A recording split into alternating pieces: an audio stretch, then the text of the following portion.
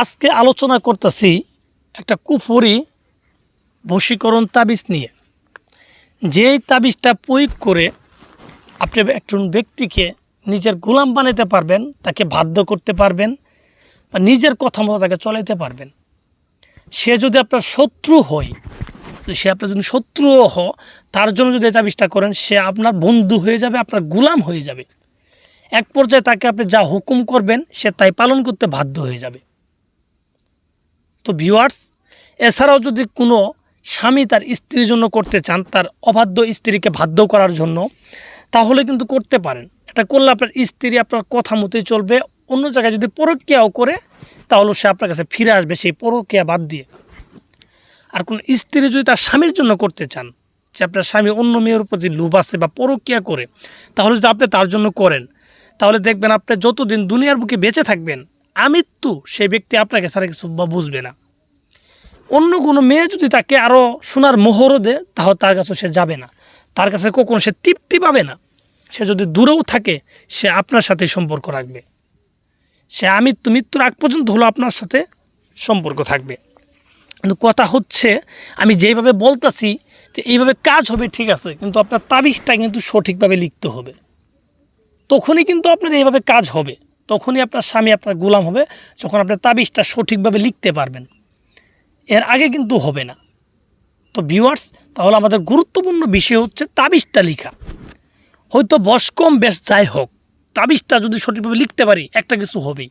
হয়তো গোলাম হয়ে যাবে, না হলে ভালোবাসা হয়ে যাবে, একটা না একটা তো হবে।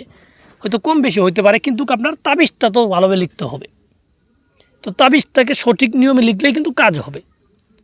তো তাবিজটা সঠিক নিয়মে কীভাবে লিখবেন, এই সম্পর্কে কিন্তু আমি আপনাদের বিস্তারিত সম্পূর্ণ বলে দিব যে কীভাবে তাবিজটা লিখলে কাজ হবে। আর আপনারা নিজেরা পণ্ডিতি না করি আমাকে গুরু মানতে হবে না, নিজের ভাই মনে করে ভাই মেনে আপনি আমার কথা মতো তাবিজটা লিখেন, ঠিক আছে, আশা করি কাজ হয়ে যাবে।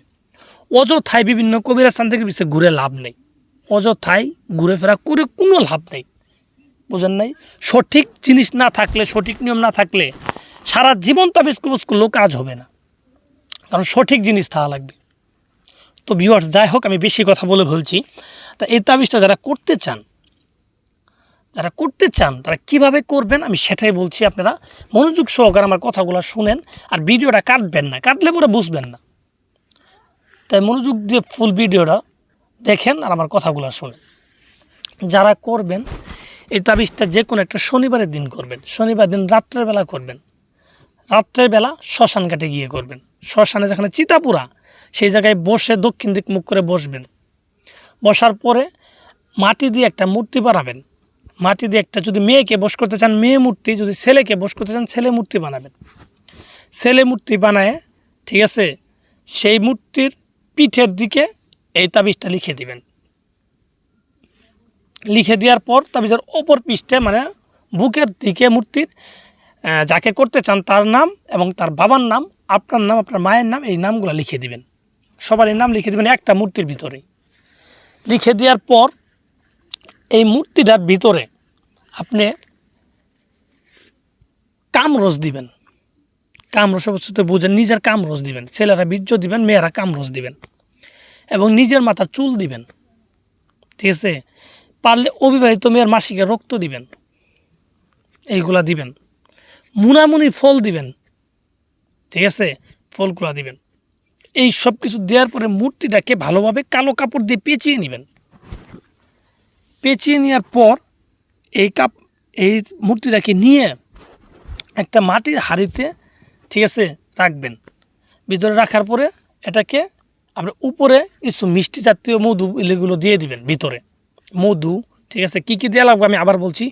মিষ্টি জাতীয় দিবেন, মধু দিবেন বা চিনি দিবেন, ঠিক আছে, কামরস দিবেন, ঠিক আছে, মুনামুনি ফল দিবেন, নিজের চুল দিবেন, আর প্রয়োজন যদি একটু আঙ্গুলে রক্ত বের করতে পারেন রক্ত দিবেন, ঠিক আছে, এইগুলা দিবেন। এগুলো দিয়ে ওই মূর্তিটার ভিতরে দিয়ে একটা মাটির হাড়ির ভিতরে দিয়ে কালো কাপড় দিয়ে পেঁচায়, সুন্দরভাবে পেঁচায় এটাকে আপনি ওই রাত্রের বেলায় একটা নদীতে ভাসায় দিবেন। আর যখন ভাসাবেন দেখবেন কেউ যেন না দেখে। আর এই কাজটা সম্পূর্ণ করতে হবে লোক চক্ষুর আড়ালে, কোনোভাবে কোনো লোক যেন দেখা না যায়। তো এইভাবে যখন কাজটা সম্পূর্ণ করতে পারবেন, ঠিক আছে, আর আপনি 3টে দিন অপেক্ষা করবেন। এবার আপনার কাঙ্ক্ষিত ব্যক্তি যত দূরে থাকুক রে বোন, বিশ্বাস করেন ভাই, যত দূরে থাকুক সে আপনার বাধ্য হইতে বাধ্য, সে আপনার বাধ্য হবে যদি আপনি সঠিকভাবে করতে পারেন। ভাই আপনার আমি কি বলবো, আমাকে গুরু মানতে হবে না, ভাই মেনে কাজটা করেন সঠিক নিয়মে আমার কথা মতো, দেখেন কাজ হবে ভাই।